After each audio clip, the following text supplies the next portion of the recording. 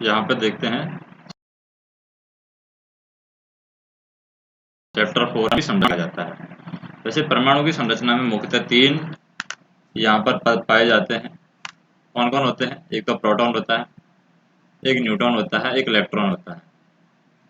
अब प्रोटॉन और न्यूट्रॉन है ये तो परमाणु के अंदर की साइड पाए जाते हैं, जो नाभिक के अंदर पाए जाते हैं, और इलेक्ट्रॉन है बाहर घूमने का काम करते हैं। तो यहाँ पर हम देखें कि पदार्थ है परमाणु और अणुओं से मिलकर बना होता है। कोई भी पदार्थ होगा उसमें परमाणु और अणु दोनों मिलकर के बनाते हैं पदार्थ। विभिन्न प्रकार के पदार्थों का अस्तित्व उन परमाणुओं के कारण होता है जिनके वे बने होते हैं। अब प्रश्न यह उठता है कि किसी तत्व का परमाणु दूसरे तत्व के परमाणुओं से भिन्न क्यों होता है? जैसे एक तत्व का परमाणु अलग होता है, दूसरे तत्व का परमाणु अलग होता है, तो ये दोनों अलग अलग क्यों होते हैं? क्या वजह है? दूसरा प्रश्न यहाँ पर यह उठता है, क्या परमाणु वास्तव में अविभाज्य होते हैं, या क्या वास्तव में परमाणुओं को विभाजित नहीं किया सकता? जैसा कि डाल्टन ने यहाँ पर प्रतिपादित किया था कि परमाणुओं के भीतर छोटे अन्य घटक भी विद्यमान होते हैं।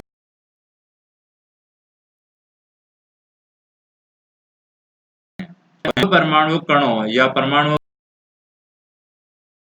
के विभिन्न प्रकार के मॉडल हैं। किस किसने परमाणु के बारे में क्या क्या जानकारी दी है, जिनसे हमें पता चलता है परमाणु के भीतर किस प्रकार व्यवस्थित होते हैं। तो 19वीं शताब्दी के अंत में वैज्ञानिकों के समक्ष सबसे बड़ी चुनौती थी कि परमाणु की संरचना और उसके गुणों के बारे में पता लगाना, कि परमाणु की संरचना का कैसे पता लगाया जाए, परमाणु के अंदर क्या पाया जाता है, इसका कैसे पता लगाया जाए। तो वैज्ञानिकों ने इसके बारे में स्टार्ट किया 19वीं शताब्दी के आसपास, और परमाणु की संरचना और उसको अनेक प्रयोगों के आधार पर यहाँ पर समझाया गया है।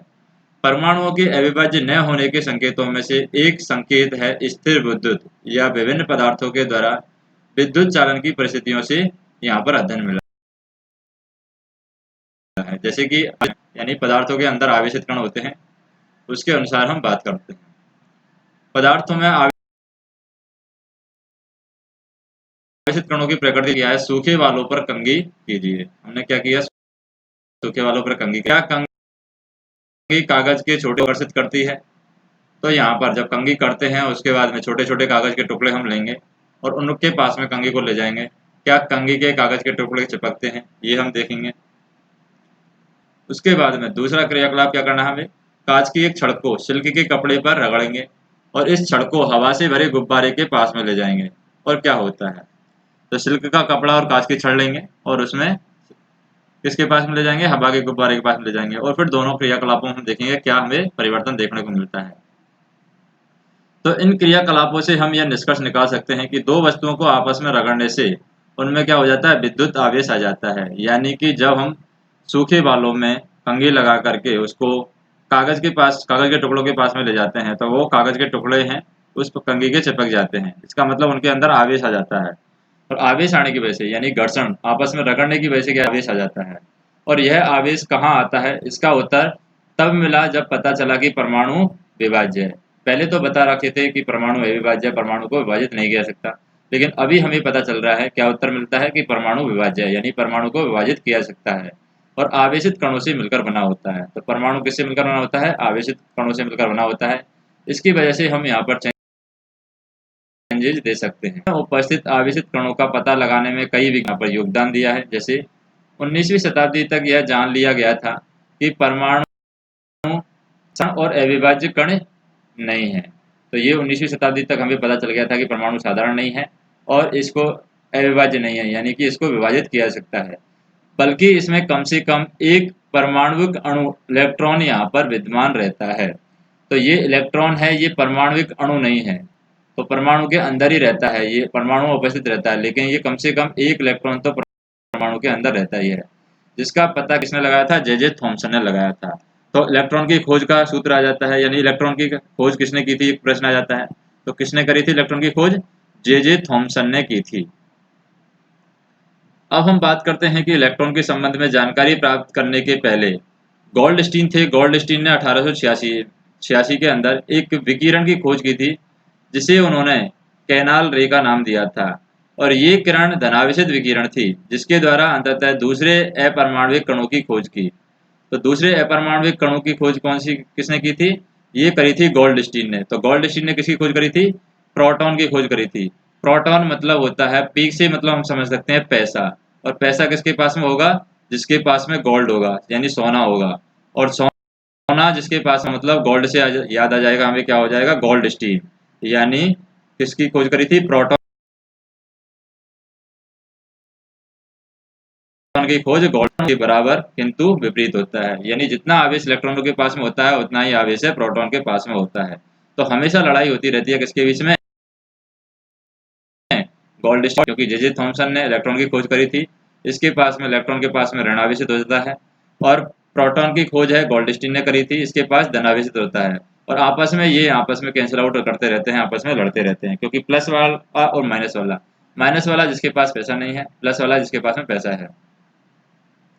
अब जिसके पास में माइनस वाला है इसको हम ऐसे याद रख सकते हैं, माइनस वाला है इसका मतलब है गरीब है, और गरीब है तो इसको क्या है, थामने की जरूरत है, किसी न किसी को थामने की जरूरत है, इसलिए इस यहाँ पर आ जाएगा जे जे थॉमसन, यानी जयकारा वो भगवान का लगाता है, जयकारा लगा करके उसको थामने की यहाँ पर खोज करी है। अब इसका द्रव्यमान है इलेक्ट्रॉनों की अपेक्षा लगभग 2000 गुना अधिक होता है। तो यहाँ पर प्रोटॉन का द्रव्यमान है इलेक्ट्रॉन के कंपैरिजन में ज़्यादा होता है, कितना ज़्यादा होता है, 2000 गुना ज़्यादा होता है। और इसको नाम दिया गया था प्रोटीन, यानी प्रोटॉन। प्रोटॉन मतलब गोल्ड स्टीन ने इसकी खोज करी है। सामान्यतः इलेक्ट्रॉन को हम क्या देते हैं, ऋणावेशित देते हैं, यानी इलेक्ट्रॉन पर ऊपर माइनस का चिन्ह लगाएंगे, इलेक्ट्रॉन ऋणावेशित होता है, और प्रोटॉन को हम पॉजिटिव साइन देंगे, यानी प्रोटॉन हमारा होता है धनावेशित होता है। इलेक्ट्रॉन का द्रव्यमान है वह नगण्य होता है, यानी आवेश है -1 के आसपास मान सकते हैं, यानी इसका जो द्रव्यमान है वो बहुत कम होता है, वजन बहुत कम होता है इसका। अब ऐसा माना गया कि परमाणु है प्रोटॉन और इलेक्ट्रॉन से बने हैं जो परस्पर आवेशों को संतुलित करते हैं, और यह भी प्रतीत हुआ कि प्रोटॉन परमाणु के सबसे भीतरी भाग में होता है, यानी परमाणु के सबसे अंदर जो पाया जाता है वो पाया जाता है प्रोटॉन। इलेक्ट्रॉनों को आसानी से निकाला जा सकता है, यानी इलेक्ट्रॉन परमाणु के बाहर की साइड पाए जाते हैं तो इसलिए इलेक्ट्रॉनों को आसानी से निकाल सकते हैं, लेकिन प्रोटॉन है अंदर की साइड पाए जाते हैं, लेकिन प्रोटॉनों को हम आसानी से नहीं निकाल सकते क्योंकि वो अंदर रहते हैं, सुरक्षित रहते हैं, गढ़ के अंदर रहते हैं वो। अब सबसे बड़ा प्रश्न यह है कि ये कण परमाणु की संरचना किस प्रकार करते हैं। हमें इन प्रश्नों का उत्तर यहाँ पर मिलेगा कि ये कण है परमाणु की संरचना कैसे करते हैं। पहली बात तो कैनाल किरणें क्या है, तो इसकी खोज किसने करी थी, गोल्डस्टीन ने करी थी, और ये धनावेशित किरणें हैं। यदि किसी परमाणु में एक इलेक्ट्रॉन और एक प्रोटॉन है तो इसमें कोई आवेश होगा या नहीं होगा, तो ये दोनों, एक प्रोटॉन है और एक इलेक्ट्रॉन है, तो ये दोनों कोई भी आवेश यहाँ पर नहीं होगा। प्रोटॉन और न्यूट्रॉन आपस में कैंसिल आउट कर देते हैं, प्रोटॉन और इलेक्ट्रॉन। न्यूट्रॉन की अभी बात यहाँ पर नहीं आई है, न्यूट्रॉन की बात आएगी परमाणु की संरचना के अंदर। अब बात करते हैं परमाणु की संरचना के बारे में। जैसे डाल्टन ने बताया था कि परमाणु सिद्धांत के बारे में, जिनके अनुसार डाल्टन ने बताया था कि परमाणु अविभाज्य, और अभी हमें क्या पता चल रहा है कि परमाणु विभाजित किया जा सकता है। परमाणु के अंदर तो प्रोटॉन पाए जाते हैं और बाहर इलेक्ट्रॉन पाए जाते हैं,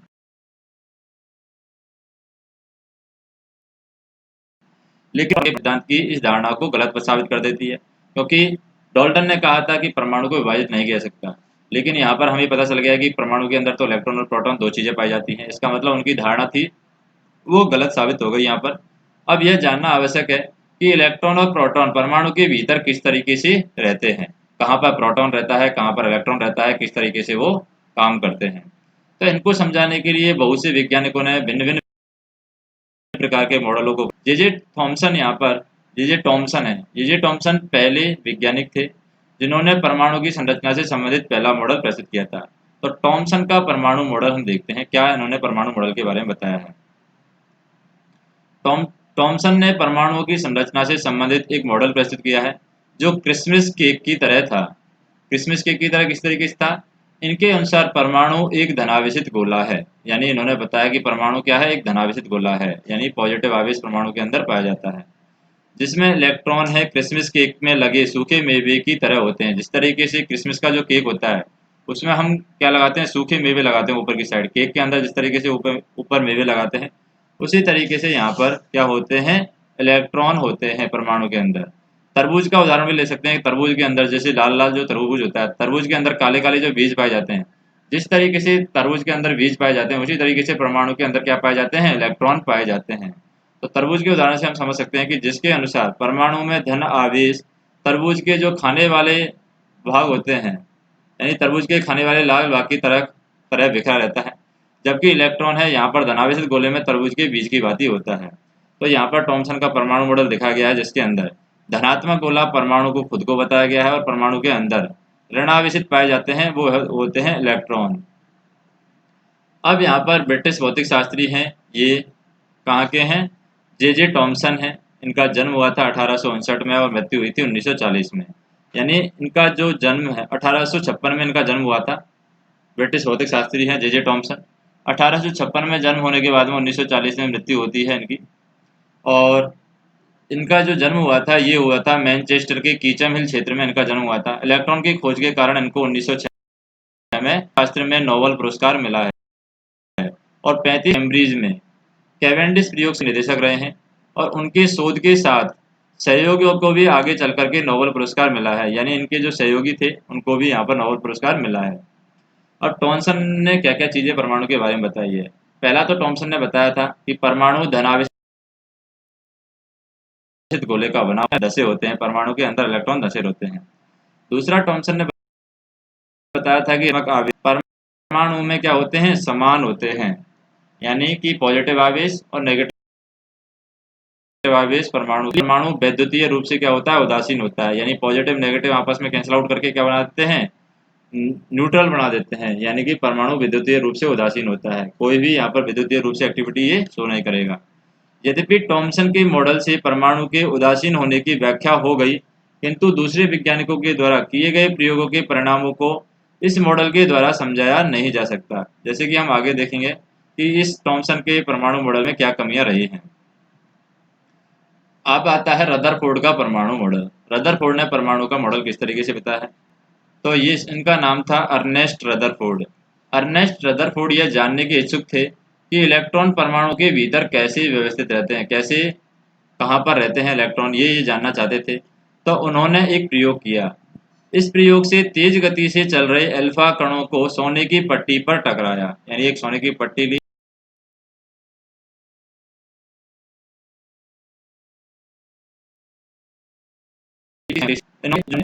पट्टी यहाँ पर पतली पन्नी ली थी ये सोने की। तो सोने की पन्नी इसलिए चुनी क्योंकि वे बहुत पतली परत चाहते थे और सोने की यह पन्नी है 1000 परमाणुओं के बराबर मोटी थी। अब अल्फा कण है, यहाँ पर द्वि आवेशित हीलियम कण होते हैं। अल्फा कणों की बात करें तो कैसे होते हैं? ये द्वि आवेशित हीलियम कण होते हैं, यानी कि 2 आवेश इस पर होता है हीलियम पर, He से शो करते हैं हीलियम को। ये धनावेशित होते हैं। क्योंकि इनका द्रव्यमान है वो 4 होता है, हीलियम का द्रव्यमान कितना होगा? 4 होगा। इसलिए तीव्र गति से चल रहे इन अल्फा कणों में पर्याप्त ऊर्जा होती है। अब यह अनुमान था कि अल्फा कण है सोने के परमाणु में विद्यमान जो अपरमाणविक कणों के साथ गए, क्योंकि अल्फा भारी थे इसलिए इसके अधिक विक्षेपण की आशा यहाँ पर नहीं की थी। लेकिन ये जरूर सोचा था कि यहाँ पर विक्षेपित होंगे, क्योंकि प्रोटॉन से ज़्यादा भारी यहाँ पर थे अल्फा कण, और अगर कोई भारी चीज़ किसी कमज़ोर चीज़ से टकराएगी तो उसको निकाल देगी। इसका मतलब ये कह सकते हैं कि उनको ये ज़्यादा आशा नहीं थी कि ज़्यादा विक्षेपण होगा, लेकिन इतनी आशा थी कि विक्षेपण यहाँ पर होने वाला है।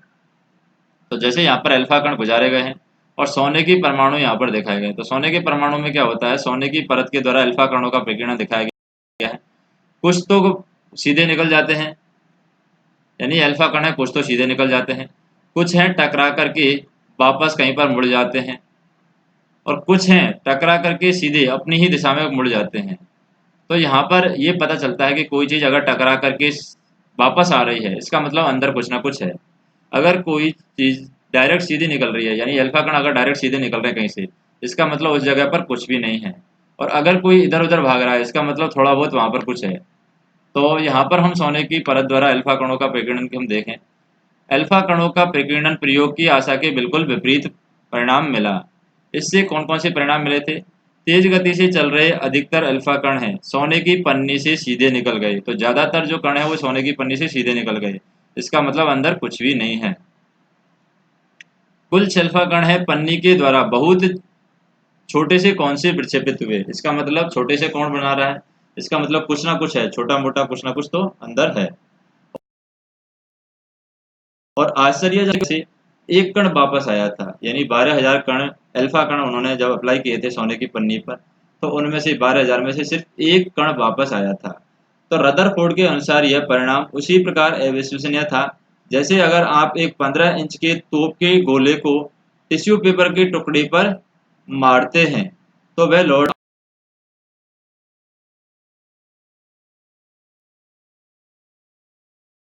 आता है। अंदर जो परमाणु था जिसके अंदर प्रोटॉन है, प्रोटॉन का द्रव्यमान कम होता है, फिर भी वो टकरा करके वापस आ रहा था। इसका मतलब अंदर कुछ बड़ी चीज है। इसका मतलब यहाँ पर इसकी तुलना किससे की गई है कि एक तोप के गोले, तोप का जो गोला है 15 इंच का तोप का गोला किससे टकरा कर वापस आ जाता है? ओनली सिर्फ टिश्यू पेपर के टुकड़े से टकरा करके वापस आ जाता है। ऐसा इनका ये तर्क यहाँ पर दिया गया है। तो रदरफोर्ड का जो जन्म है यहाँ पर 23 अगस्त रोम में हुआ था। उनकी माना जाता है और रेडियो दान और सोने की पन्नी के द्वारा परमाणु के नाभिक की खोज के लिए वे बहुत प्रसिद्ध हुए हैं और 1908 में उनको नोबेल पुरस्कार दिया गया है। अब जो रदरफोर्ड ने प्रयोग किया था, इस प्रयोग के निष्कर्ष को समझने के लिए हम एक खुले मैदान में एक क्रियाकलाप करते हैं। मान लें कि एक बच्चा अपनी आंखों बंद करके एक दीवार के सामने खड़ा है। उसे दीवार पर कुछ दूरी से पत्थर फेंकने को कहे। प्रत्येक पत्थर के दीवार से टकराने के साथ वह एक आवाज सुनेगा। अगर वह उसे 10 बार दोहराएगा तो वह 10 बार आवाज सुनेगा। और जब आंख बंद किया हुआ बच्चा तार से घिरी हुई चार दीवारी पर पत्थर फेंकेगा तो अधिकतर पत्थर उस घेरे पर नहीं टकराएंगे, कोई आवाज नहीं आएगी। अगर तार, जैसे तार के अंदर हम पत्थर फेंकते हैं तो बहुत सारे पत्थर हैं सीधे निकल जाएंगे और बहुत सारे पत्थर हैं तार के टकरा करके वापस आएंगे। तो बहुत कम चांस है कि तार के टकरा करके पत्थर वापस आएंगे। तो उसी का प्रयोग यहाँ पर बताया गया है कि कुछ बहुत सारे यहाँ पर पत्थर हैं, वो क्या है अधिकतर निकल जाएंगे बिना आवाज किए, क्योंकि घेरे के बीच में बहुत सारे खाली स्थान हैं जिसके बीच से ये पत्थर निकल जाते हैं। इसी तर्क के अनुसार अल्फा कण है पेक्यूनन प्रयोग के आधार पर रदरफोर्ड ने कुछ परिणाम निकाले हैं। तो अल्फा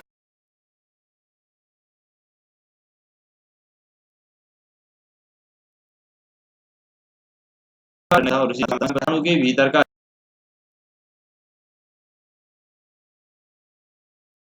अधिकतर कण बाहर निकल जाते हैं और बहुत कम कण हैं अपने मार्ग से विक्षेपित होते हैं, जिससे यह ज्ञात आवेशित भाग बहुत कम है। नहीं, बहुत कम अगर विक्षेपित हो रहे हैं इसका मतलब बहुत कम धनावेशित भाग है। और बहुत कम अल्फा कण 180 डिग्री पर विक्षेपित होते हैं, यानी तुरंत वापस टकरा करके आ जाते हैं, जिससे यह संकेत मिलता है। क्या संकेत मिलता है? इससे संकेत मिलता है कि सोने के परमाणु का पूर्ण धनावेशित भाग और द्रव्यमान परमाणु के भीतर बहुत कम आयतन में सीमित है। अब यहाँ पर प्राप्त आंकड़ों के आधार पर उन्होंने यह निष्कर्ष निकाला कि नाभिक की त्रिज्या है परमाणु की त्रिज्या से 10 की पावर 5 गुना छोटी होती है। यानी अगर परमाणु बहुत बड़ा है तो उसके अंदर नाभिक है वो बहुत छोटी मात्रा में पाया जाएगा, बहुत छोटा होगा। नेक्स्ट हम देखें यहाँ पर,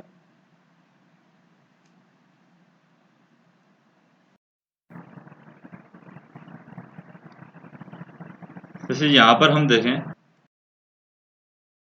अपने प्रयोगों अपने प्रयोगों के आधार पर रदरफोर्ड ने क्या बताया है, परमाणु के नाभिकीय मॉडल प्रस्तुत किए हैं, यानी परमाणु के नाभिक के बारे में बताया है। अब उस नाभिक के कौन कौन से लक्षण इन्होंने बताए हैं। पहला लक्षण बताया कि परमाणु का केंद्र है वो धनावेशित होता है, यानी ये परमाणु है हमारा, इस परमाणु के केंद्र में यानी कि सेंटर में क्या होता है, धनावेशित, यानी कि प्लस होगा, धनावेशित होता है, जिसे हम नाभिक कहते हैं। तो ये धनावेशित है, इसको हम क्या कहते हैं, नाभिक कहते हैं। और एक परमाणु का लगभग संपूर्ण द्रव्यमान है वो नाभिक में होता है। मान लीजिए इस परमाणु का द्रव्यमान है 2 kg, इसका द्रव्यमान है, तो 2 kg में से लगभग लगभग हम देखें 1.9 kg इसके अंदर होगा, नाभिक के अंदर होगा, यानी पूरा के पूरा वजन है नाभिक के अंदर ही यहाँ पर होता है। इलेक्ट्रॉन है नाभिक के चारों ओर वर्तुलाकार मार्ग पर चक्कर लगाते हैं, यानी परमाणु गोल होता है तो उसके वर्तुलाकार यानी चारों तरफ जो गोल चक्कर होता है उसके चारों तरफ यहाँ पर चक्कर लगाते हैं, अंदर भी लगाते हैं। लेकिन नाभिक के अंदर यहाँ पर इलेक्ट्रॉन, यानी नाभिक के बाहर इलेक्ट्रॉन है चक्कर लगाते हैं नाभिक के चारों ओर, वर्तुलाकार मतलब कि वृत्ताकार रूप में ये चक्कर लगाते हैं। नाभिक का आकार है परमाणु के आकार की तुलना में काफी कम होता है। तो ये इसी बात को दोहरा रहा है कि जब द्रव्यमान कम होता है इसका, नाभिक का द्रव्यमान बहुत ज़्यादा होता है। द्रव्यमान तो नाभिक का ज़्यादा होता है लेकिन आकार है उसका बहुत कम होता है। इसलिए वो क्या करता है, अल्फा कणों को, जो यहाँ पर रदरफोर्ड ने अल्फा कणें यहाँ पर डाली थी, उनको वापस भेज देता है। और रदरफोर्ड के जो परमाणु मॉडल की कमियां क्या रही हैं, पहला इनकी कमियों के बारे में देखें कि वर्तमान जो वृत्ताकार मार्ग में यहाँ पर चक्रण करते हुए इलेक्ट्रॉन का स्थायी हो पाना संभावित नहीं है, यानी इलेक्ट्रॉन है स्थायी नहीं हो रहे हैं। यहाँ पर कोई भी आवेशित कण गोलाकार कक्ष में त्वरित होगा या त्वरण के दौरान आवेशित कणों से ऊर्जा का विकिरण होगा। इस प्रकार स्थायी कक्ष में घूमता हुआ इलेक्ट्रॉन अपनी ऊर्जा विकिरण करेगा या नाभिक से टकरा जाएगा। अगर ऐसा होता है तो परमाणु अस्थिर होता है, जबकि हम जानते हैं कि परमाणु स्थायी होते हैं। यानी रदरफोर्ड ने जो ये बताया था कि परमाणु के अंदर नाभिक होता है और नाभिक के चारों तरफ जो इलेक्ट्रॉन चक्कर लगाते हैं। अब इन्होंने रदरफोर्ड ने ये बताया कि जब ये चक्कर घूमते रहते हैं, वृत्ताकार घूमते रहते हैं, तो इन्होंने ये नहीं बताया कि वृत्ताकार ये फिक्स घूमते रहते हैं, कौन सी लाइन में घूमते रहते हैं। हो सकता है घूमते घूमते इससे नाभिक से टकरा जाए और नाभिक से टकराने के बाद में ये नाभिक अस्थिर हो जाए, और नाभिक अगर अस्थिर हो जाएगा तो इसका मतलब परमाणु भी अस्थिर हो सकता है, लेकिन परमाणु तो स्थिर होता है। तो इसके बारे में हमें कुछ पता नहीं है। तो ये रदरफोर्ड के परमाणु की कमियां रही हैं कि हमें परमाणु के अस्थिर होने का या फिर इलेक्ट्रॉन हैं वो घूम रहे हैं उसका हमें फिक्स पता नहीं है कि वो टकराएंगे नाभिक से तो क्या होगा, नाभिक से टकराएंगे या नहीं टकराएंगे उसके बारे में हमें पता नहीं है। वो वृत्ताकार घूमते रहेंगे या नहीं घूमते रहेंगे इसके बारे में हमें पता नहीं है। तो उसके बाद में एक और वैज्ञानिक यहाँ पर मॉडल प्रस्तुत करते हैं परमाणु का, वो है बोर का परमाणविक मॉडल। यानी बोर भी यहाँ पर परमाणु के बारे में जानकारी प्राप्त करने की इच्छा से परमाणु का मॉडल प्रस्तुत करते हैं। तो के लिए नील्स बोर आते की संरचना के बारे में अपनी कुछ जानकारियां देते हैं। तो नील्स बोर हैं, ये खुद एक्सपेरिमेंट करते हैं कि उनकी जो कमियां हैं उनको मैं दूर करूंगा। तो इलेक्ट्रॉन केवल कुछ निश्चित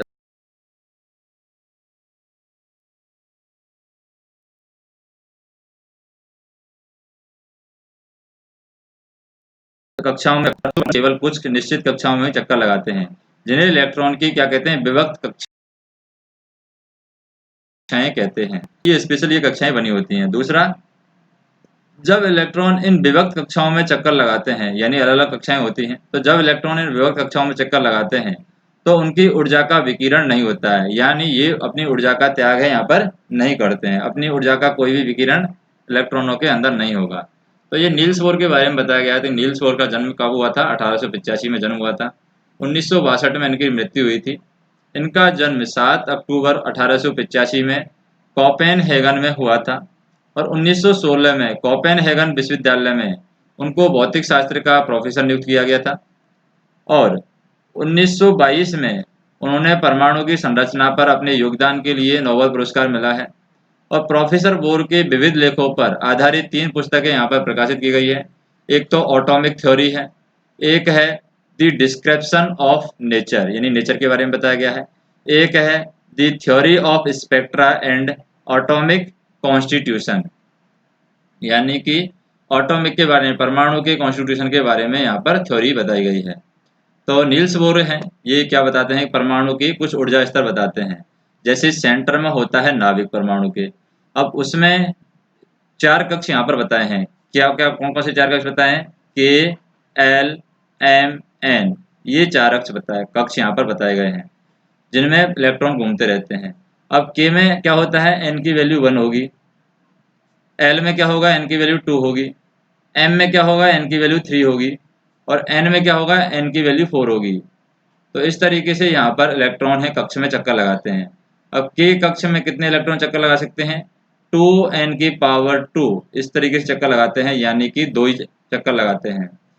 एल के अंदर कितने लगाते हैं, एन स्क्वायर के अकॉर्डिंग हम निकाल लेंगे, एम के अंदर कितने लगाते हैं और एन के अंदर कितने लगाते हैं। तो कोशों का ऊर्जा स्तर कहते हैं। एक परमाणु के ऊर्जा स्तरों को यहाँ पर दिखाया गया है। जैसे KLMN यहाँ पर दिखाया गया है, इसमें 1 2 3 4 हो जाएगा एन की वैल्यू। अब यहाँ पर कुछ प्रश्न है, जैसे कि परमाणु उदासीन है, इस तथ्य को थॉमसन के मॉडल के आधार पर, तो थॉमसन ने बताया था कि परमाणु में प्लस आवेश होता है, नेगेटिव आवेश होता है, दोनों आपस में क्या बना लेते हैं, परमाणु उदासीन बना लेते हैं, यानी परमाणु पर कोई आवेश नहीं होता है।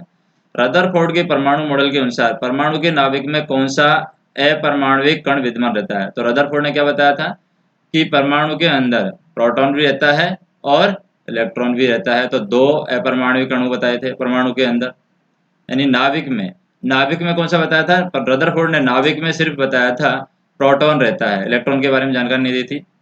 और यहाँ पर तीसरा क्वेश्चन है, 3 कक्षाओं वाले बोर के परमाणु मॉडल को चित्रित बनाइए। तो 3 कक्षाओं वाले परमाणु मॉडल यानी कि ये परमाणु बन जाएगा, इसका ये नाभिक बन जाएगा। 3 कक्षा कौन कौन सी बन जाएंगी? एक तो के कक्षा बन जाएगी, एक यहाँ पर एल कक्षा बन जाएगी, एक यहाँ पर एम कक्षा बन जाएगी। इस तरीके से चित्र बन जाएगा। अगर 4 कक्षा की पूछे तो एन भी बन जाएगा यहाँ पर, तो ये 4 कक्षा बन जाएगी। नेक्स्ट हम देखें, क्या अल्फा कणों का प्रकीर्णन प्रयोग सोने के अतिरिक्त दूसरी धातु की पन्नी से संभव होगा? तो दूसरी धातु की पन्नों से भी हम संभव कर सकते हैं। यहाँ पर अल्फा कणों का प्रकीर्णन का प्रयोग है। अब बात करते हैं न्यूट्रॉन की। न्यूट्रॉन की खोज कौन करते हैं? ये जेम्स चैडविक हैं। ये चैडविक यहाँ पर न्यूट्रॉन्स की खोज करते हैं। तो यहाँ पर न्यूट्रॉन मतलब हम ये कर सकते हैं कि नई चीज इनको ट्राई करनी थी न्यूट्रॉन को। तो ये क्या करते हैं, यहाँ पर जैसे जे थॉमसन है इलेक्ट्रॉन की खोज करते हैं, तो ये जेम्स जैडविक हैं। तो नई चीज ट्राई करने के लिए क्या करते हैं, ये चिड़िया को उड़ा देते हैं। तो चिड़िया से क्या आ जाएगा, ये चैडविक याद आ जाएगा कि ये न्यूट्रॉन है। न्यूट्रॉन की खोज किसने की थी? जे चैडविक ने यहाँ पर की थी, यानी जेम्स चैडविक ने यहाँ पर की थी। 1932 में ये खोज करते हैं। तो 1932 में चैडविक ने यहाँ पर एक और अपरमाणविक कण की खोज निकाला। तो पहले तो दो अपरमाणविक कणों के बारे में हमें पता है कि प्रोटॉन है और इलेक्ट्रॉन है। अब एक और के बारे में बताते हैं चैडविक, और ये जेम्स चैडविक बताते हैं न्यूट्रॉन के बारे में, जो यानी कि प्रोटॉन के बराबर है द्रव्यमान में, लेकिन इस पर कोई आवेश नहीं है। अंततः इसका नाम है न्यूट्रॉन पड़ा, क्योंकि इस पर कोई आवेश नहीं है। हाइड्रोजन को छोड़कर ये सभी परमाणुओं के नाभिक में होता है। हाइड्रोजन में ये नहीं रहता है, क्योंकि हाइड्रोजन का क्या होता है, एक ही होता है परमाणु क्रमांक, इसलिए हाइड्रोजन में नहीं रहता है। बाकी सभी में ये पाया जाता है। और न्यूट्रॉन को एन से दर्शाया जाता है। परमाणु का द्रव्यमान नाभिक में उपस्थित प्रोटॉन और न्यूट्रॉन के द्रव्यमान के योग के द्वारा प्रकट किया जाता है। यानी प्रोटॉन प्लस न्यूट्रॉन ये दोनों किसमें मिलकर रहते हैं? नाभिक में मिलकर रहते हैं, और इसी से परमाणु का द्रव्यमान हमें पता चलता है।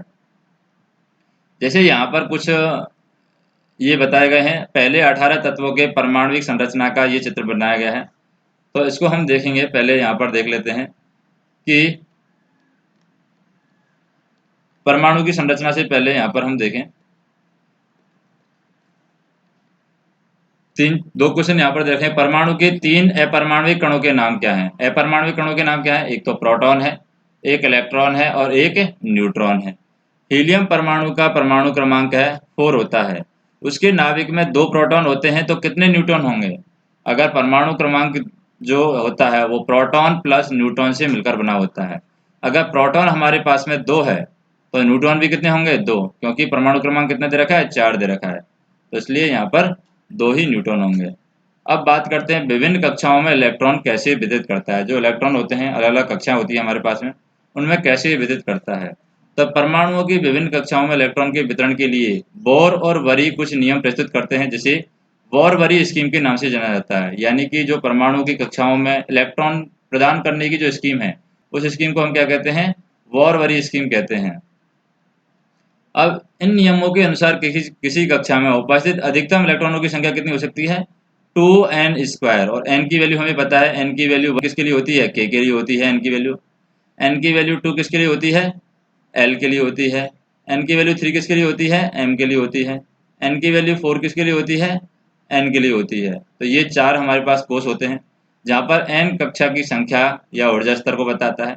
इसलिए इलेक्ट्रॉनों की अधिकतम संख्या पहली कक्षा में कितनी होती है? 2n², यानी कि 2 होती है। दूसरी कक्षा में हम देखें 2n², n का वैल्यू क्या है? 2 है, तो 2 का स्क्वायर 4, 4 इंटू 2 यानी 8 होती है दूसरी कक्षा में। तीसरी कक्षा में बात करें, यानी m कोष में कितनी होती है? 2 इंटू 2 की पावर 2 इंटू 3 की पावर 2, क्योंकि n की वैल्यू यहाँ पर m कोष में कितनी होती है? 3। तो यहाँ पर क्या हो जाएगा? 3 का स्क्वायर इंटू 2 यानी 18 हो जाएगा। और चौथे कक्ष की बात करें कि चौथे कक्ष में क्या होगी? n की वैल्यू यहाँ पर चौथे कक्ष में 4 होगी, तो 4 का स्क्वायर 16, 16 इंटू 2 32, तो चौथे कक्ष में 32 होगी। तो यहाँ पर जैसे हाइड्रोजन कितने नंबर पर आता है? हाइड्रोजन आता है 1 नंबर पर। तो इसमें एक ही इलेक्ट्रॉन यानी प्रोट क्या होगा, ये इलेक्ट्रॉन होगा। अब हीलियम, हीलियम में दो स्टार्टिंग की पहली कक्षा में कितने इलेक्ट्रॉन आ सकते हैं, 2 इलेक्ट्रॉन आ सकते हैं। अब हीलियम के बाद में आता है लिथियम, तो लिथियम में क्या होता है, 3 इलेक्ट्रॉन होते हैं। तो 3 इलेक्ट्रॉन में पहले का जो कक्ष है यानी कि यहाँ पर के कक्ष में आ जाते हैं 2 इलेक्ट्रॉन, और के बाद में एल कक्ष में चला जाता है 1 इलेक्ट्रॉन। तो 2 इलेक्ट्रॉन यहाँ पर दिखाए गए हैं के कक्ष के, और एल कक्ष का 1 इलेक्ट्रॉन यहाँ पर दिखाया गया है, ये लिथियम के लिए आ गया। फिर यहाँ पर लिथियम के बाद में बेरिलियम है, इसमें 4 आते हैं। तो 2 तो यहाँ पर अंदर वाले में आ जाएंगे यानी कि के अंदर, और एल में आ जाएंगे 2, एल कक्ष में यानी एल कोष में आ जाते हैं 2, तो ये हो जाएगा बेरिलियम। फिर बोरान की बात करते हैं, बोरान में होगा 5, यानी बोरान का परमाणु क्रमांक कितना होता है, 5 होता है। तो 5 इलेक्ट्रॉन यहाँ पर आ जाएंगे बोरान के अंदर। तो 5 इलेक्ट्रॉन में हम देखें 2 तो अंदर आ जाएंगे के वाले के अंदर, और 3 आ जाएंगे एल वाले के अंदर। एल वाले के अंदर कितने आ सकते हैं, अधिकतम 8 तक आ सकते हैं, क्योंकि एल के अंदर एन की वैल्यू कितनी होती है, 2 होती है। तो 2n स्क्वायर से, जैसे कि एन का स्क्वायर हो गया 2 का स्क्वायर, और 2 से इसको मल्टीप्लाई करेंगे तो 4 इंटू 2 कितना आ जाएगा, 8 आ जाएगा। तो 8 तक यहाँ पर आ सकते हैं एल के अंदर। जैसे कि यहाँ पर 6 है, तो 6 में क्या हो, 2 अंदर और 4 बाहर आ जाएंगे। ये यहाँ पर 7 है, तो 2 अंदर और 5 बाहर आ जाएंगे। ये 8 है, तो 2 अंदर और 6 बाहर आ जाएंगे। यहाँ पर 9 है फ्लोरीन, तो 2 अंदर और 7 बाहर आ जाएंगे। ये नियोन में 10 है, तो 2 अंदर और 8 बाहर आ जाएंगे। तो ये 8 पूरे के पूरे भर गया है। तो इसका मतलब नियोन के अंदर क्या होगा, दोनों पूरे पूरे भर गए। इसका मतलब ये क्या है, गैस है। नियोन क्या है, गैस है। और कैसी गैस है, ये उदासीन गैस है। क्यों क्यों है उदासीन गैस, क्योंकि इलेक्ट्रॉन के पूरे कोष यहाँ पर भर गए हैं, कोई भी जगह यहाँ पर नहीं है। इसी तरीके से सोडियम के लिए हम देखें, सोडियम में 11 है, तो 11 में कैसे चलेगा, 2 तो अंदर वाले में आ जाएंगे, 8 बाहर वाले में आ जाएंगे। ये के लिए आ जाएंगे, ये एल के लिए आ जाएंगे, और बाकी कितना बचा, 10 के बाद में, 10 के बाद में 3 बचा, 3 बाहर वाले में आ जाएंगे। तो 3 बाहर वाले में, यहाँ पर 8 तो 10, 10 और 1 11, 3 नहीं है 1 आएगा, तो 1 बाहर वाले में आ गया है सिर्फ। इसी तरीके से मैग्नीशियम में 12 है, तो 2 प्लस 8 प्लस कितना आ जाएगा, 2 आ जाएगा। इसी तरीके से एल्युमिनियम में 13 है, तो क्या आ जाएगा, 2 प्लस 8 प्लस 3 आ जाएगा एल्युमिनियम में। सिलिकॉन में कितना है, 14, तो 2 प्लस 8 प्लस 4 आ जाएगा, तो ये सिलिकॉन में हो जाएगा। फिर हम देखें फास्फोरस में 15 है, तो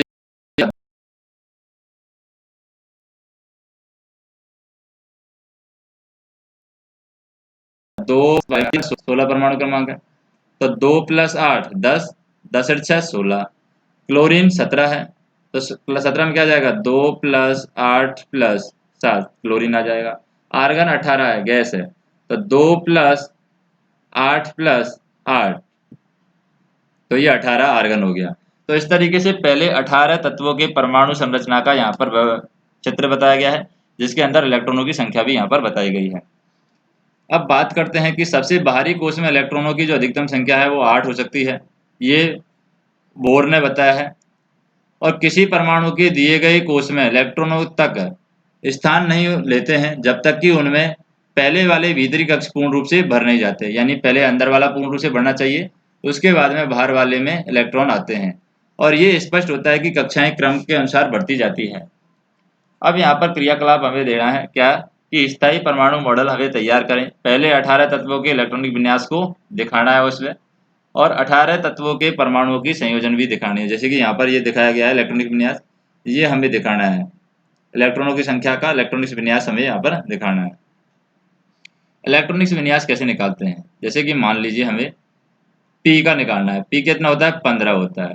तो यहाँ पर कैसे निकालते हैं, एस पी डी एफ इस ब्लॉक में चलता है। एस के अंदर सिर्फ 2 आ सकते हैं, पी के अंदर 6 आ सकते हैं, और डी के अंदर 8 आ सकते हैं, 10 आ सकते हैं, और एफ के अंदर है ये ज़्यादा आ सकते हैं, 16 32 के आसपास आ सकते हैं।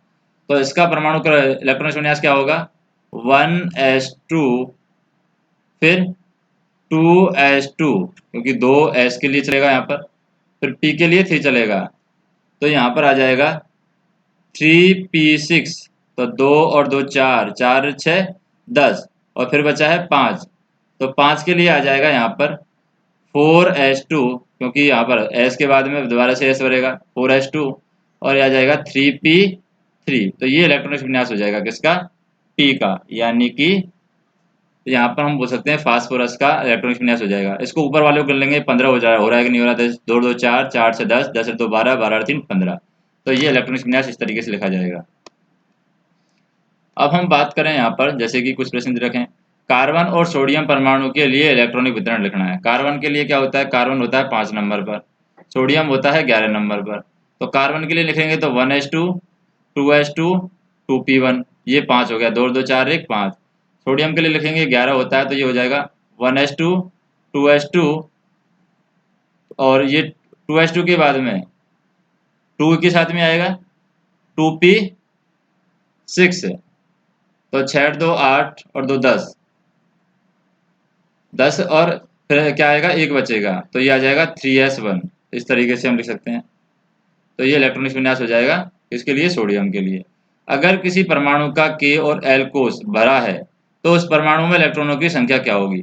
K के अंदर कितने होते हैं, 2 इलेक्ट्रॉन होते हैं।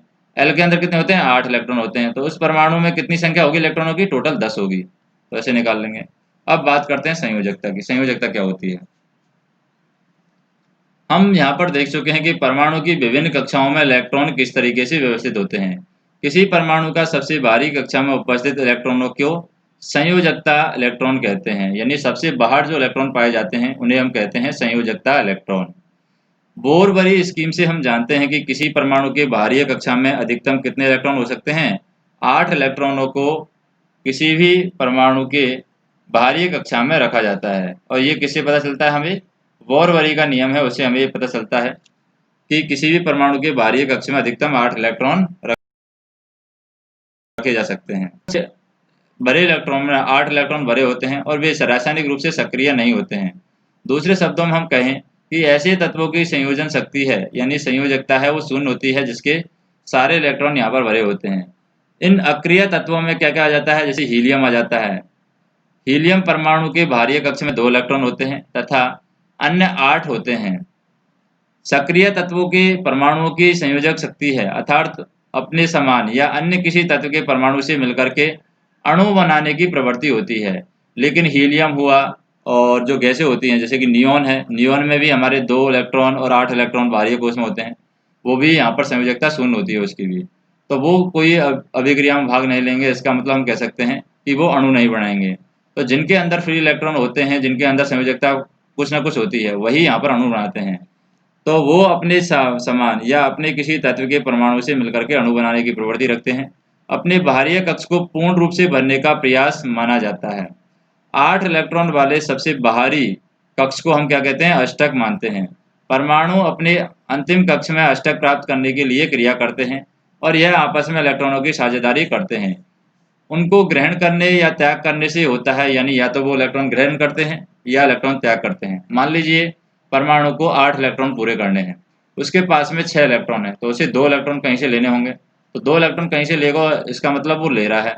अगर मान लीजिए परमाणु के पास में 3 इलेक्ट्रॉन है, तो वो 1 इलेक्ट्रॉन त्याग भी कर सकता है, तो यानी इलेक्ट्रॉन देगा या फिर इलेक्ट्रॉन लेगा। तो इसको हम कहते हैं इलेक्ट्रॉन की साझेदारी करना। परमाणु के बाहरी कक्ष में इलेक्ट्रॉनों के अष्टक बनाने के लिए जितनी संख्या में इलेक्ट्रॉनों की साझेदारी या हस्तांतरण होता है, वही उस तत्व की संयोजकता शक्ति अर्थात संयोजकता होती है, जिसकी चर्चा हम यहाँ पर करते हैं कि हाइड्रोजन, लिथियम और सोडियम प्रत्येक के परमाणु के बाहरी कक्ष में एक एक इलेक्ट्रॉन होता है। हाइड्रोजन में भी एक होता है, लिथियम के अंदर भी एक होता है और सोडियम के अंदर भी एक होता है बाहर वाले में, जैसे कि अतः एक इलेक्ट्रॉन का त्याग ये कर सकते हैं, इसलिए इनकी संयोजकता एक ही कही जाती है। आप बता सकते हैं कि मैग्नीशियम और एल्युमिनियम की संयोजकता क्या है। मैग्नीशियम 12 नंबर पर आता है, तो इसकी संयोजकता क्या होगी, 2 होगी। एल्युमिनियम 13 नंबर पर आता है, इसकी संयोजकता कितनी होगी, 3 होगी। तो हम कह सकते हैं कि यह क्रमशः एल्युमिनियम के बाहरी कक्ष में 3 इलेक्ट्रॉन होते हैं। यदि किसी परमाणु के बाहरी कक्ष में इलेक्ट्रॉनों की संख्या उसकी क्षमता के अनुसार लगभग पूरी है, तो संयोजकता एक प्रकार से प्राप्त की जा सकती है। उदाहरण के लिए हम देखें, फ्लोरीन परमाणु के बाहरी कक्ष में आता है। फ्लोरीन की बात करें यहाँ पर, जैसे ये कार्बन फ्लोरीन दिखा रखा है 9 नंबर पर, तो बाहरी में कितने आ रहे हैं 7 आ रहे हैं, इसका मतलब इसको 1 इलेक्ट्रॉन की जरूरत है। तो फ्लोरीन को अगर 1 इलेक्ट्रॉन की जरूरत है तो वो कहाँ से लेगा, जैसे 7 इलेक्ट्रॉन बाहरी कोश में पाए जाते हैं फ्लोरीन के, इसकी संयोजकता 7 हो सकती है, किंतु बाहरी कक्ष में अष्टक बनाने के लिए फ्लोरीन के लिए 7 करेगा, वो 1 इलेक्ट्रॉन प्राप्त करना अधिक आसान होगा। अतः इसकी संयोजकता की बात करें तो ये संयोजकता हमारा क्या दे सकता है, 1 इलेक्ट्रॉन प्राप्त करके ये अपनी संयोजकता बता सकता है। तो अष्टक में 7 घटा करके प्राप्त की जा सकती है, तो फ्लोरीन की संयोजकता 1 आ जाती है। इसी तरीके से ऑक्सीजन की संयोजकता का परिकलन भी इसी प्रकार किया जा सकता है, क्योंकि ऑक्सीजन के अंदर कितना होगा, ऑक्सीजन 8 नंबर पर आएगा, और ऑक्सीजन में 8 नंबर पर 6 इलेक्ट्रॉन बाहरी कोश में होते हैं, तो 2 इलेक्ट्रॉन ये ले लेगा कहीं से, तो ऑक्सीजन की संयोजकता क्या हो जाएगी, 2 हो जाएगी। तो प्रत्येक तत्व के परमाणु की एक निश्चित संयोजन शक्ति होती है, जिसे हम कहते हैं संयोजकता कहते हैं। अब जैसे यहाँ पर संयोजकता दिखाई गई है, सभी की संयोजकता, जैसे हाइड्रोजन है, हाइड्रोजन का प्रतीक H हो गया, परमाणु क्रमांक 1 हो गया, प्रोटॉनों की संख्या 1 होगी, न्यूट्रॉन की संख्या इसमें कुछ होती नहीं है, इलेक्ट्रॉनों की संख्या हाइड्रोजन में 1 ही होती है। इलेक्ट्रॉनों के वितरण की बात करें तो K में आता है 1 सिर्फ, और संयोजकता होगी। अब जैसे हम कोई देख लेते हैं, नाइट्रोजन देख लेते हैं, नाइट्रोजन कितने नंबर पर आ रहा है, 7 नंबर पर आ रहा है, तो 7 नंबर पर आ रहा है, इसका मतलब हम कह सकते हैं कि इसका परमाणु क्रमांक भी 7 होगा। और नाइट्रोजन के अंदर जैसे के अंदर कितने आ जाएंगे, 2 इलेक्ट्रॉन आ जाएंगे, एल के अंदर कितने आ जाएंगे, 5 इलेक्ट्रॉन आ जाएंगे। अब इसको अष्टक बनाना है, तो अष्टक बनाने के लिए कितने इलेक्ट्रॉन की जरूरत है, 8 बनाना, 3 इलेक्ट्रॉन लेने पड़ेंगे, तो इसकी संयोजकता कितनी हो जाएगी, 3 हो जाएगी। इस तरीके से संयोजकता निकाल लेते हैं। जैसे मान लीजिए हम आर्गन का बात करते हैं, आर्गन कितना दे रखा है, 18, तो परमाणु क्रमांक भी इसका 18 होगा। और इसके अंदर जैसे 18 दे रखा है, तो यहाँ पर दो कोश के अंदर इलेक्ट्रॉन, एल कोश के अंदर होंगे 8, और के एल एम कोश के अंदर होंगे 8, इसका मतलब संयोजकता इसकी क्या है, 0 है आर्गन की। और इसी तरीके से आर्गन की तरह ही नियोन की संयोजकता भी यहाँ पर 0 होगी। तो जहाँ पर इलेक्ट्रॉन फ्री इलेक्ट्रॉन नहीं होंगे वहाँ पर संयोजकता 0 होगी। अब बात करते हैं न्यूट्रॉनों की संख्या की, प्रोटॉनों की संख्या की। तो प्रोटॉन और न्यूट्रॉन की संख्या इनमें सब में सेम है, जैसे कि यहाँ पर 16 है, 15 16 है, न्यूट्रॉनों की संख्या ज़्यादा है यहाँ पर प्रोटॉनों की संख्या से, फास्फोरस में 22 है। अब इसमें एक प्रश्न उठता है कि क्लोरीन, सल्फर, मैग्नीशियम की परमाणु संख्या से आप उनकी संयोजकता कैसे प्राप्त कर सकते हैं। क्लोरीन कितने नंबर पर है, 17 नंबर पर, सल्फर 16 नंबर पर, और मैग्नीशियम 12 नंबर पर। तो क्लोरीन के लिए हम निकालें तो क्लोरीन के लिए कैसे निकलेगी, 2 + 8, 2 + 8 10, 10 7 17, तो 17 को 1 है। इसी तरीके सल्फर की बात करें, सल्फर में कितना है, 16, तो 16 के लिए क्या करेंगे हम, 2 + 8 10, 10 से 16, तो 16 को 6 को अष्टक बनाने के लिए कितने इलेक्ट्रॉन की जरूरत है, 8 बना लेते हैं। तो बात करते हैं हम किसकी, मैग्नीशियम की। मैग्नीशियम के अंदर 12 है इसका परमाणु क्रमांक, तो 2 + 8 कितना हो गया, 10, और 10 और 2 12, तो यहाँ पर 2 इलेक्ट्रॉन है, ये क्या करेगा, संयोजकता है, दे देगा ये, तो 2 इलेक्ट्रॉन इसके पास एक्स्ट्रा पड़े हैं तो उनको दे देगा, तो ये मैग्नीशियम की संयोजकता हो जाएगी। अब परमाणु संख्या और द्रव्यमान संख्या की बात करें, परमाणु संख्या क्या होती है और द्रव्यमान संख्या क्या होती है। परमाणु संख्या की बात करें, हम जानते हैं कि परमाणु के नाभिक में प्रोटॉन विद्यमान होते हैं। एक परमाणु में उपस्थित प्रोटॉनों की संख्या उसकी परमाणु संख्या को बताती है, यानी जितने परमाणु में प्रोटॉन होंगे उतनी ही उसकी परमाणु संख्या होगी। जेड से परमाणु को दिखाया जाएगा, परमाणु संख्या को। किसी तत्व के सभी अणुओं की परमाणु संख्या है वो समान होती है। वास्तव में तत्वों को उनके परमाणुओं में विद्यमान प्रोटॉनों की संख्या से परिभाषित किया जाता है। जैसे हाइड्रोजन में प्रोटॉन की संख्या 1, क्योंकि हाइड्रोजन परमाणु के नाभिक में केवल 1 प्रोटॉन होता है। इसी प्रकार कार्बन के लिए Z = 6 होता है, क्योंकि इसमें प्रोटॉनों की संख्या है कार्बन के अंदर 6 पाई जाती है। इसी प्रकार एक परमाणु के नाभिक में उपस्थित प्रोटॉनों की कुल संख्या को हम क्या कहते हैं, परमाणु संख्या कहते हैं। अब बात करते हैं द्रव्यमान संख्या की। एक परमाणु के जो अपरमाणविक कणों के अध्ययन के बाद हम इस निष्कर्ष पर पहुंचे हैं कि व्यवहारिक रूप में परमाणु का द्रव्यमान उसमें विद्यमान प्रोटॉन और न्यूट्रॉनों के द्रव्यमान के कारण होता है, और ये परमाणु के नाभिक में विद्यमान होते हैं, इसलिए इन्हें क्या कहते हैं, न्यूक्लियॉन भी कहते हैं। यानी न्यूक्लियॉन में प्रोटॉन और न्यूट्रॉन का मिलकर के जो द्रव्यमान होता है वो कहलाता है न्यूक्लियॉन। तो परमाणु का लगभग संपूर्ण द्रव्यमान है उसके नाभिक में होता है। उदाहरण के लिए हम बात करें कार्बन का द्रव्यमान, तो कार्बन का द्रव्यमान कितना होता है, 12, प्रोटॉन की संख्या कितनी होती है, 6, और 6 ही यहाँ पर न्यूट्रॉनों की संख्या होती है। तो ये कार्बन का द्रव्यमान कितना हो जाएगा, 12 हो जाएगा, क्योंकि इसमें 6 ही प्रोटॉन होते हैं, 6 ही न्यूट्रॉन होते हैं। इसी प्रकार एल्युमिनियम की बात करें, एल्युमिनियम का 27 होता है, अंदर क्या होता है, 13 तो प्रोटॉन होते हैं और 14 न्यूट्रॉन होते हैं यहाँ पर। तो 14 न्यूट्रॉन होते हैं, इसमें हम देखें एक परमाणु के नाभिक में उपस्थित प्रोटॉन और न्यूट्रॉनों की कुल संख्या का योग को हम क्या कहते हैं, द्रव्यमान कहते हैं। द्रव्यमान संख्या और तत्व का प्रतीक इस प्रकार से लिखा जाता है, यानी कोई भी अगर हमें दिखाना है, जैसे सल्फर दिखाना है, तो सल्फर हम कैसे लिखेंगे, तत्व का प्रतीक है मान लो सल्फर। सल्फर का परमाणु क्रम संख्या है 16, तो 16 को यहाँ पर लिखा जाएगा सल्फर, और इसका द्रव्यमान संख्या जो लिखा जाएगा, मान लीजिए 32 है तो 32 ऊपर लिखा जाएगा, सल्फर का 32। जैसे मान लीजिए कार्बन की बात करें, कार्बन का कैसे लिखेंगे, परमाणु संख्या नीचे लिखी जाएगी और परमाणु द्रव्यमान जो है ऊपर लिखा जाएगा, तो C6H12 ये 12 हो जाएगा। तो इस तरीके से हम इसको दिखाते हैं।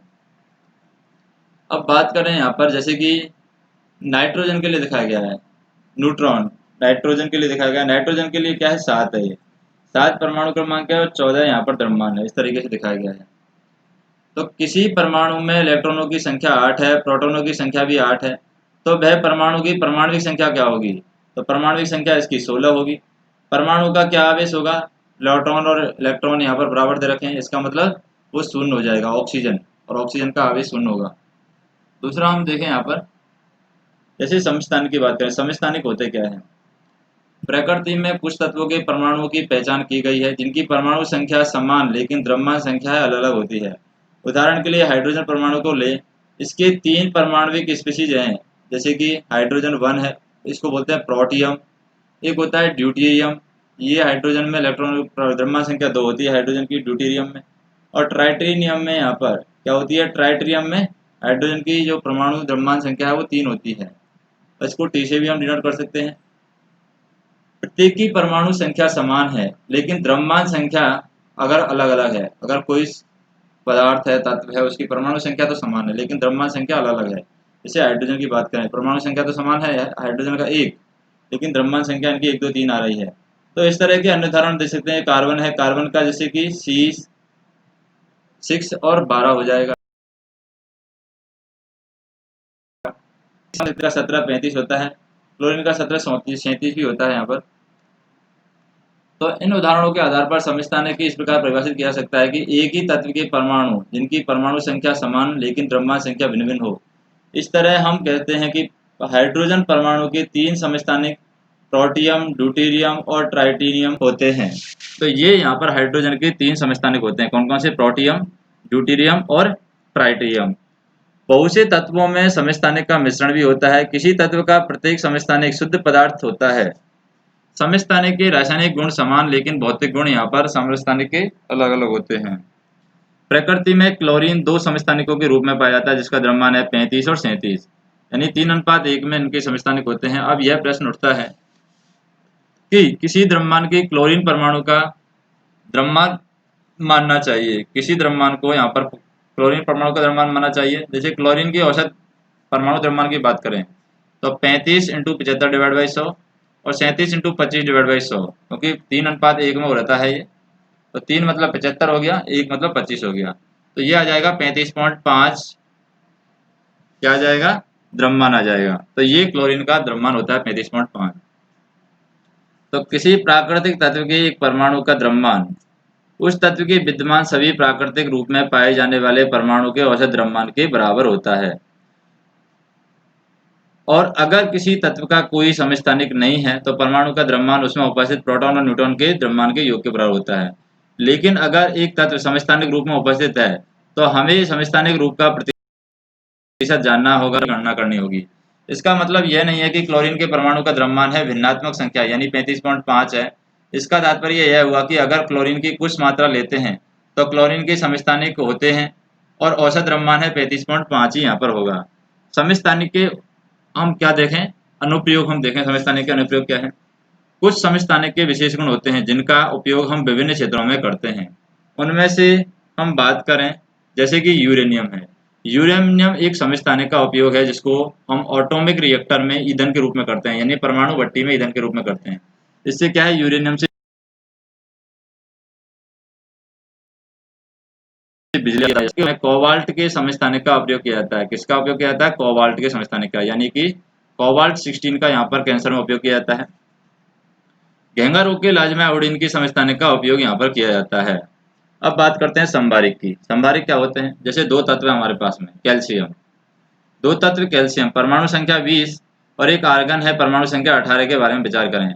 परमाणुओं में प्रोटॉनों की संख्या भिन्न भिन्न है, यानी यहाँ पर कैल्शियम के अंदर और आर्गन के अंदर प्रोटॉनों की संख्या है अलग अलग है। दोनों तत्वों की द्रव्यमान संख्या यहाँ पर 40 है, कैल्शियम की भी 40 है और यहाँ पर आर्गन की भी 40 है, यानी यहाँ पर प्रोटॉनों की संख्या अलग अलग है लेकिन द्रव्यमान 40 है। तत्वों के ऐसे जोड़े के अणुओं में कुल न्यूक्लियनों की संख्या यहाँ पर समान होती है। अलग अलग परमाणु संख्या वाले तत्वों को जिनकी सारे, जैसे कुछ क्वेश्चन यहाँ पर देख लेते हैं। जैसे HDT के प्रत्येक में पाए जाने वाले 3 अपरमाणविक कणों की हमें सारणीबद्ध करना है कि हाइड्रोजन, ड्यूटेरियम और ट्यूटियम के लिए कितने कितने तत्व पाए जाते हैं? 1 2 3। हाइड्रोजन, ड्यूटेरियम और ट्यूटियम में 1 2 3 अपरमाणविक कणों की उपस्थिति रहती है। दूसरा, समस्थानिक और संभारिक के किसी एक युग्म का इलेक्ट्रॉनिक विन्यास लिखिए।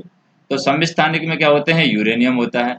संभारिक में हमारे क्या होते हैं? जैसे कैल्शियम है और इनका हमें इलेक्ट्रॉनिक विन्यास लिखना है, यानी कैल्शियम का आर्गन का होता है 18 और कैल्शियम का होता है 20। इनका दोनों में से किसी एक का इलेक्ट्रॉनिक विन्यास लिख सकते हैं। जैसे इलेक्ट्रॉनिक विन्यास क्या होता है? 1s2 2s2 2p6, 10 तो ये हो गए, फिर 3s2, फिर 3p6 18, फिर 4s2 से इलेक्ट्रॉनिक विन्यास हो जाएगा। अब हमने यहाँ पर क्या देखा कि इलेक्ट्रॉन और प्रोटॉन की खोज, इलेक्ट्रॉन की खोज तो करी है, इलेक्ट्रॉन गरीब है यानी थामने वाला तो थॉमसन हो गया, तो इसका मतलब गोल्डस्टीन हो गया। और जे थॉमसन ने यह प्रस्तावित किया कि इलेक्ट्रॉन धनात्मक गोले में धसे होते हैं। रदरफोर्ड के अल्फा कणों के प्रकीर्णन प्रयोग से परमाणु के केंद्र की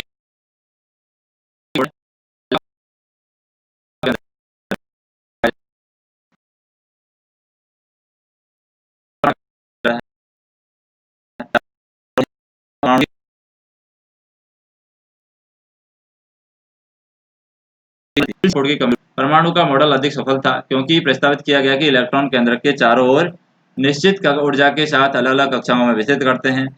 अगर परमाणु की सबसे बाहरी कक्षा भर दी जाए तो परमाणु स्थिर होगा और कम क्रियाशील होगा। फिर ये चैडविक बताते हैं, यानी न्यूट्रॉन है। तो न्यूट्रॉन क्या है? नई चीज ट्राई करना चाह रहे हैं, तो इसका मतलब वो चिड़िया की तरह काम करेंगे या चिड़िया की तरह उड़ना पसंद करेंगे, तो ये हो जाएंगे जे चैडविक। इन्होंने परमाणु के अंदर क्या किया है? न्यूट्रॉन की उपस्थिति को खोजा है। इस प्रकार परमाणु के 3 अपरमाणविक कण हैं, इलेक्ट्रॉन, प्रोटॉन और न्यूट्रॉन। इलेक्ट्रॉन ऋणावेशित होते हैं, प्रोटॉन धनावेशित और न्यूट्रॉन अनावेशित होते हैं। इलेक्ट्रॉन का द्रव्यमान है हाइड्रोजन परमाणु के द्रव्यमान के 1/2000 गुना होता है।